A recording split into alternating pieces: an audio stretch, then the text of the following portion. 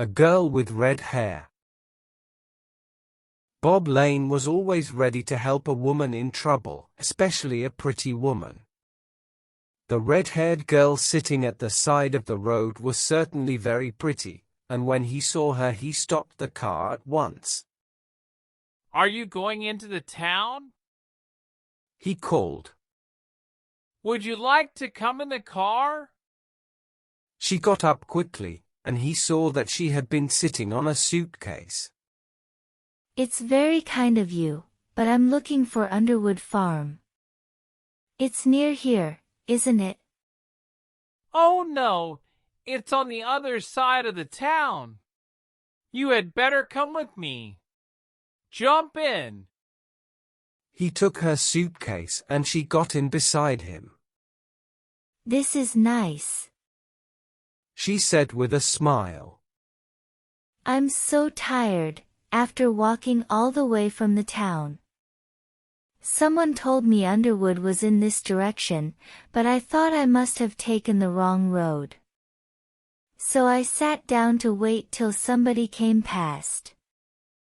I've been waiting a long time. Very few people come along this road, as it only leads to Longfield Farm. Do you live at the farm?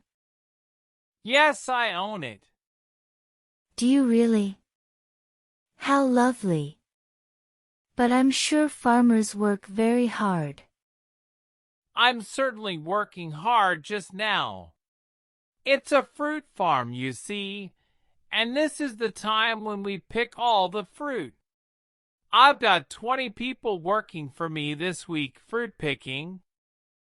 How much money do they make in a week? Most of them make 15 or 16 pounds, some as much as 20 pounds. In fact, I'm going into the town this afternoon to collect the money for the week's pay. When that's done, I can drive you on to Underwood. Oh, thank you, that is kind of you. Out of the corner of his eye Bob could see the girl's pretty red hair blowing in the wind. She seems a very nice girl, he thought. Are you going to stay with the Longmans at Underwood? He asked. The Longmans? Oh, yes, of course. I'm surprised they didn't meet you in the town. Oh, they didn't know when I was arriving, said the girl quickly. They came to the edge of the town. It will take me quite a long time to collect the money from the bank, said Bob. Shall I take you to Underwood first? Oh no, you mustn't do that. Please don't give yourself the trouble. It's no trouble, really. But perhaps the bank will be shut if you wait till later. He looked at his watch. Yes, you're right. I'll go to the bank first. Bob left the car outside the bank and went in, carrying a small case. He wrote out a check and handed it to the bank clerk. Good afternoon, Mr. Lane.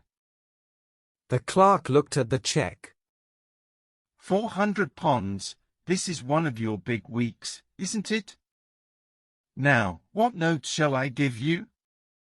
250 pounds in £5 notes, 100 in pound notes, 30 in 10-shilling notes, and 20 in 2-shilling pieces and shillings, please.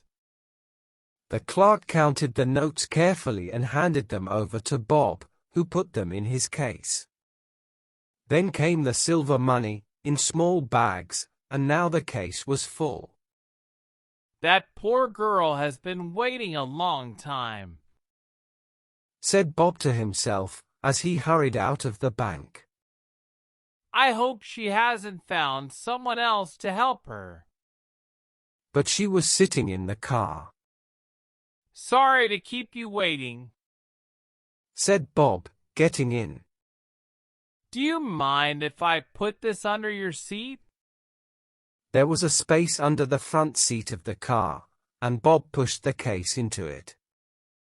It's better not to leave it lying about where everybody can see it, he explained. They drove out of the town and came to a small road leading across the fields. This is the way to Underwood Farm, said Bob. I expect you will be glad to get there. Oh, yes, said the girl. She did not seem to want to talk. Her eyes were fixed on the road in front of them. They were going now through a small wood. They came round a corner, and suddenly Bob put his foot down hard to stop the car. A small tree was lying straight across the road. The car stopped with a loud noise, only a few feet from the tree. Can you help me? said Bob. I think we shall be able to move it together. They both got out of the car.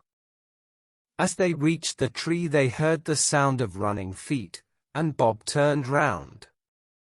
A man was running through the trees, and now Bob knew that the tree had not fallen across the road, someone had put it there. Oh, the money! Run, you can get away! He called to the girl. But she did not move. The man had reached him now. Bob hit out as hard as he could. He did not see another man coming up behind him with a heavy piece of iron in his hand. As he fell to the ground, Bob heard a voice saying, "Where is it?" and the girl's voice replying, under the seat. Then he knew nothing more. 6 hours later, Bob was sitting in a room at the police station, telling his story to a police officer. His head was tied up with a white cloth. "Do you always go to the bank at the same time?" asked the officer. Oh, yes. Every Friday afternoon for the last 10 years, I've gone to get the week's money. That would make it easy for the thieves. All they had to do was to find some way of getting you to a nice quiet place. That was the young woman's part in the business. She seemed such a nice girl. It's hard to believe she was really working with the thieves. I'm afraid she was, Mr. Lane. There's no doubt about that. Now, tell me, were any of your fruit pickers away from work today? Yes, there were 2 young men away. I thought it was strange that they hadn't come today to collect their week's pay. He gave the men's name to the officer and described them. Thank you, Mr. Lane. That's a great help. I think we may have a good chance of catching them. But I really must advise you not to take strange people in your car when you are carrying money. He smiled. Was she a pretty girl? Oh, yes, very pretty. Bob passed his hand over his painful head. That should have told me to be careful. Pretty girls never really need help.